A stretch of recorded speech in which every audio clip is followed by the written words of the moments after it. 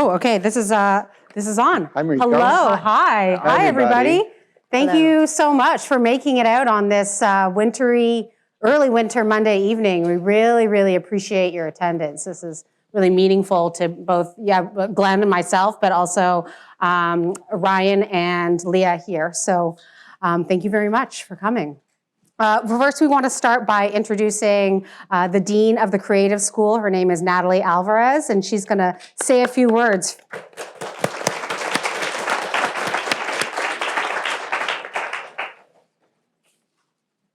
Thank you. Thanks, Mariko, and thank you. And good evening, everyone. It's wonderful to be here to celebrate the continued partnership between Yabul Pushaberg, the Creative School, and Toronto Metropolitan University.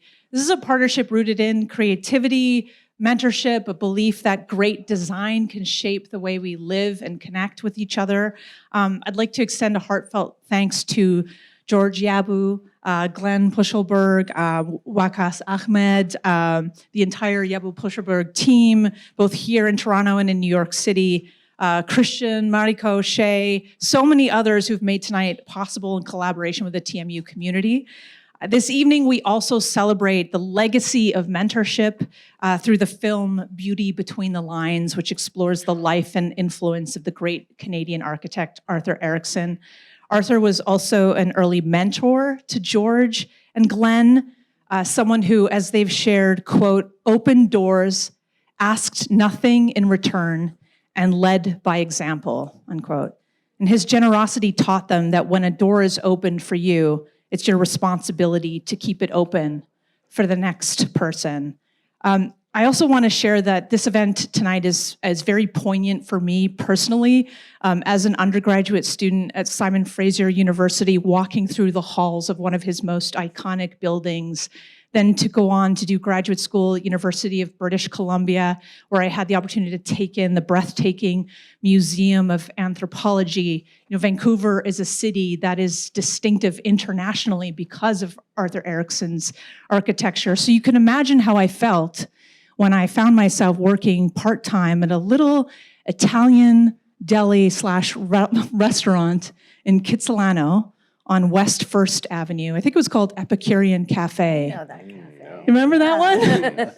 And Arthur Erickson was a regular there. That's awesome. Oh, wow. And it was one of those deli-style restaurants where he would just sort of point through the glass at what he wanted, and I had to get a plate and sort of guess the portion sizes of each and just shaking hands, absolutely starstruck that I was serving this, Starchitect at the time, as they were called. And he was always kind and generous, and I think took pity on me as a trembling graduate student, just in awe of who I had the honor of serving lunch regularly every week. So I want to take a moment to recognize the TMU Yabul Pushelberg Scholarship, especially. It's a commitment to fostering the next generation of design talent, and it challenges our students to think boldly, solve creatively, carry forward the values of excellence and generosity that George and Glenn themselves embody. And that spirit is paying it forward. It lives on in this scholarship, and in many ways, Yabul Pushelberg continues to engage with our students, from curricular collaborations to sector opportunities that bridge education and industry, helping us connect Toronto, New York City. It goes on, and we're deeply grateful for this ongoing partnership and look forward to many more years of shared creativity, mentorship, and innovation. Thank you so much. Thank you. Thank you, Natalie. Those are very kind words. Be thoughtful. Thank you very much. So you may be wondering, what exactly is a Salon Series? It's not an old expression or phrase, but we like to think of it as a gathering, a space where ideas, art, and culture come together to inspire, challenge, and ignite our creativity. It's a series dedicated to exploring themes that matter, like resilience, the creative force, and the courage to be fearless. Because tonight we celebrate exactly those qualities. So tonight we have with us Ryan and Leah from Black Rhino Creative, a Vancouver-based documentary company dedicated to pursuing the boundaries of traditional storytelling. With the drive for finding the human spirit in every piece, Black Rhino shares authentic stories and about passionate people and causes. Ryan here is an award-winning filmmaker and co-founder. Over the past decade, he has directed and produced feature films, travel shows, and numerous docs. He's been recognized by Hot Docs and the Rachel Screen Office and is an active voice in the industry. And Leah has produced film, television, and digital content for over 25 years. She has garnered many awards and accolades, including Best Short Film Award at the Cannes Film Festival. And she is a graduate of the Canadian Film Centre's Producer Lab and has chaired and sat on many creative boards. So thank you so much for joining us here tonight. Thank you for having us. Thanks for having us. It's a real honor to have you come and discuss the film with us tonight. And I wanted to start with you, Glenn. Okay, Mariko. I know you have an interesting story of how you and George met Arthur in your early career. It's a quick little story, but I think the year was 1986, 87. We had designed a luxury multi-brand store in the old post office in Vancouver near the water called Leone. And Beautiful story. Beautiful. anyway, Arthur saw the store. He calls up Klaus Steenkamper in Toronto and said, who are these dudes? Who are these guys that did this store? So Arthur introduced us to all the US design press, and that's how we kind of got our foray into the United States, thanks to Arthur. And Arthur became somewhat of a friend, and he would call us up occasionally, and we got to understand a little bit of his large life. I remember once we were in Miami, and Arthur was in Miami. He's come for dinner. There would be Edward Albee at dinner. So we kind of saw in him a way to live a life without limits and with possibilities. Arthur taught us generosity. He taught us how to, it wasn't about conditions, about friendship. He taught us to live big, overcome your self-imposed limitations, and live the best life you can in a kind and generous way. And we're forever indebted to him. And as you said, it's like, it taught us to give. Thank you, Arthur.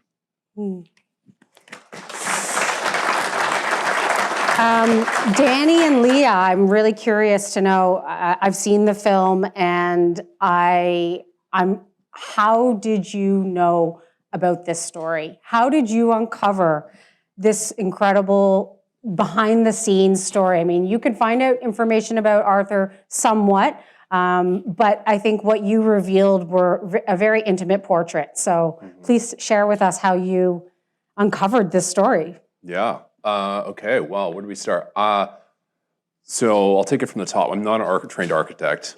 I couldn't give you a definition of postmodernism, but I'm really interested in, obviously, human stories. And my uncle is good friends with Jeffrey Erickson. And Jeffrey Erickson is basically Arthur's nephew. And when Arthur had passed away, Jeffrey basically just Arthur was a bit of a hoarder in a sense of his photographs, his drawings, all that stuff.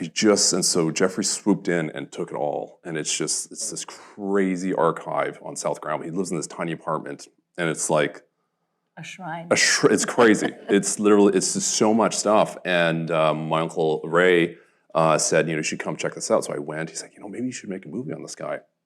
And I think as a non-architect and a lot of people in Vancouver, we actually only know Arthur as the SFU guy or the MOA guy, right? But we don't really know the deeper story behind Arthur. So when we started going through this archive, I was like, wow, there's a lot of personal stuff here.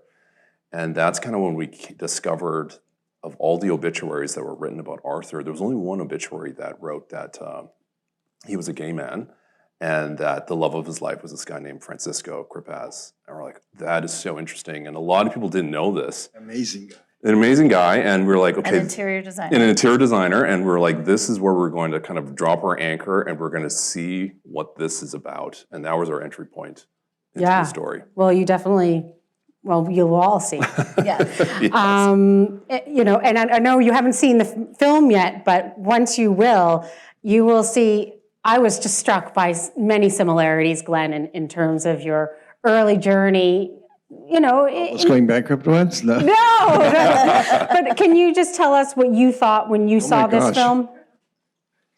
Mariko tricked me today. I didn't realize I would have to answer a question.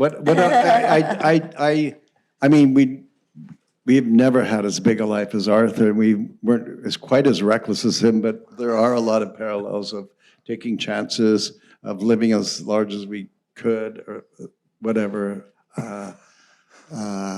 Having an international perspective that you brought back to and your not being work. limited by borders, you know, all of that stuff. And it wasn't about making money. It was about creativity, fun, meeting people, having relationships, all of that, which is, you know, I mean, we're not worthy of a documentary, but Yet. but there are some. Oh, yes. Oh, it's in your future, Glenn and George. It is in your talk after. future. I don't know. Well, Arthur said, to learn, one must first unlearn, and this is the difficulty, to begin by challenging the basic precepts of our civilization so we can accept other attitudes without losing our own. What did you discover you needed to unlearn in the process of making this documentary? Well, I mean, and I'll just speak to what Ryan was saying as well about sort of unearthing this archival. So I had made a film quite a long time before called Coast Modern. And when we were filming that film, Arthur was actually still alive. And we really wanted to film with him. But sadly, he was, you know, in the throes of dementia and the family was quite protective. But the directors of that film, they got to have lunch with him and they got to just sort of, and even then he still had this amazing presence. And everyone we encountered who knew Arthur always spoke about his ability to like make you think outside of the box, make you think differently. You know, when you know, you'll see it in the film that students of his, because he taught at UBC, he would challenge them. You know, you would go one way and he would force you to think to go another way just to explore all options. So I think he really did push you to do that. And so when I met Ryan and I heard that he had this access to this incredible archival of Arthur, it just, you know, we just knew we could make this film. But also there have been other films made about Arthur, but it purely focused on his work and not the personal story. And we felt like to really peel away the onion to figure out who Arthur was, it was learning, you know, who was this love of his life, and what was he going through, and, you know, what were the challenges, what were the ups, what were the downs. So that was really, you know, when you set out to make a documentary, you don't really know what you're going to, you know, the journey that you go in. Yeah. And we just kept going down this path. And, you know, kudos to the family, because we kept saying, could you send us more photos of Francisco? And they were like, what movie are you making? You know, we're just focused on his. Was there any trepidation from his family by revealing this? No, I mean, for them, Francisco was their uncle. They were very close. And they were really close with him. But they were just worried that maybe, you know, because I think it was also a time when it was difficult Would it tarnish his reputation? Yeah, exactly. Yeah. But you can tell us after if you think we tried to honor his Not a second. legacy. Yeah. And just a quick note, like, I mean, everyone, like, the nieces and nephews obviously think very highly of their uncle. And so when I'd go and spend weeks just finding archival material, you know, Jeffrey would always give me the super polished version of Arthur, like, studio portrait. And I was like, you know, I don't really want those. I want those, like, family snaps, just the stuff where Arthur's, like, you know, disarmed and he's himself. And those are the photos that I really, you know, me and Dan, we pulled through. Because a lot of those photos have never been seen by the public. A lot of stuff is not out there, especially some of the Super 8 and Super 16 footage. Mm-hmm. And so as we're compiling all this stuff, you know, Jeffrey's like, the nephew was like, no one's ever picked any of those photos. Yeah. And those are the photos we chose for this movie. That's cool. That's great. How many people are familiar with Arthur's work? Like, you know, could name several of his buildings? That's impressive. Wow, that's really impressive. Okay, I wasn't before. I actually didn't really know who Arthur Erickson was before I saw this film. I saw it for the first time a year ago, and then I viewed it again last week. And I was really struck by how influential he's been in Canada. I mean, Yorkdale subway station. I didn't know he did that. For me, that was really shocking. And one of the things that I saw in Arthur's architecture from a design perspective, that it was never just the building. And it was the building and the surrounding garden. And it was the building and the garden and the landscape. And through this, he made the equations of his building extremely rich. And I think that Yabu Puschelberg is very similar in that way. I mean, we never just approach an interior about, how are we going to fill up the space? It is always layered, thoughtful. And Glenn, I just thought maybe, can you speak to that a little bit? No, we're not, I don't want to compare ourselves to Arthur, but we are trying to be a holistic, vertically integrated design firm where we touch the furniture, the interiors, the decorative arts, the art, all of the parts that make the whole better, and not just restrict ourselves to one discipline. I mean, I think George is a great conductor of a symphony. Yeah, and that's what I think the success of Arthur's projects were. Right? I do too. Yeah. And he was an extraordinarily well-traveled man. I learned that he knew how to speak fluent Japanese. Do you know the origin story of that a little bit? Because I found it and then I couldn't recover the exact details when I went to do my research. Quick tip. Yeah, so he was very well traveled. He spoke Japanese because in World War II, near the end, he was a radio. Well, that was in Radio Malaysia, but I think he saw it when he served in the Second World War. Yes. And you'll see in the film, his father was badly injured in the First World War. And so his father really encouraged him to seek out service that didn't, put him in on the front lines. And so he really, he learned Japanese so that they could go online and try to mess up the enemy's, plans by, putting out there like the wrong Japanese plans kind of thing. So so he became fluent in Japanese as a function of you can see service. there's a CBC documentary and there's a clip in that where he's speaking fluent Japanese to a Japanese architect, and I was like, am I listening to this correctly?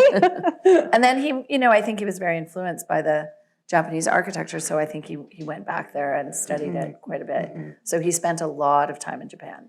Yeah, and he was an incredibly well-traveled man, and Arthur knew that the world wasn't in Canada. So what do you think is uniquely Canadian about Arthur, his life and his career? And what do you think he'd take back from the international scene? Great question. What do you think, Leah? Well, I think, from his travels, he was very influenced by the Japanese architecture, but then, and I think the integration of nature with that architecture was hugely influential on him. And I think coming from the West Coast, where your proximity to nature, and he also had a great reverence for the Indigenous people. And so I really think he took that to heart and really incorporated that into his work. And you speak about his attention to site and his collaboration. He worked with incredible collaborators. Cornelia Oberlander was his landscape architect, and she too was very influenced, I think, by Japanese, ways of design. So I think, he brought what he learned and saw internationally to a very specific sort of way of approaching things on the West Coast. And of course, his attention to light, his attention to nature, his attention to weather, which we address a little bit here. So I think, growing up in an environment in Vancouver, it was a very new city. His mother was one of the first pursuers of the artistic community. And so, the group of 7 were friends of hers, and he was influenced by those artists. Lauren Harris was a very influential person and spent a lot of time with the Erickson. So Arthur was quite influenced by that. So interesting. Yeah, I think that style is a terrible word to use, especially in architecture and design, but there is an architectural style that feels uniquely Canadian that comes from his soul, I think, and his work. That, well, and the mid-century modern houses he did were very, he had a bit of a playground Yeah, Canadian in the West brutalism. Coast and the brutalism as well. So yeah. Super good. Well, I mean, anybody, both of you guys, both, you both can answer this, but what do you think is so significant about Arthur's legacy? Glenn, maybe you want to, Oh my goodness. I think you said it? I think I said it. He's uniquely Canadian, but he had this international perspective, and he sought out people and friends and influencers that helped him grow as a person, and he lived his life. A gay man in the 60s is not easy. 60s and 70s is not easy, but House on Fire Island in the 70s. Yeah. For Yeah. God's sakes. But I think that's what, to me, what's interesting about the film, because we knew about his lover and the tragedy around that, and we knew about this other side of him that was interesting, because he was also very quiet and demure and not extravagant in his projection of himself, which there's a modesty to him, and which was, I don't know where I'm going with this. Well, and I think, But but it's I a love think in. you and Danny Ryan, when you were exploring, I think at the very heart of it, you really recognized he was actually quite a rebel. He was a rebel, yeah, and he, obviously always pushing the boundaries. And then the other half of the legacy answer, and you'll find it when you watch the film, is everybody we talked to would say he just had such a huge impact on the design community. People would say, you should talk to this person, and just like, there's no way we could talk to every single person he impacted, because it went on forever.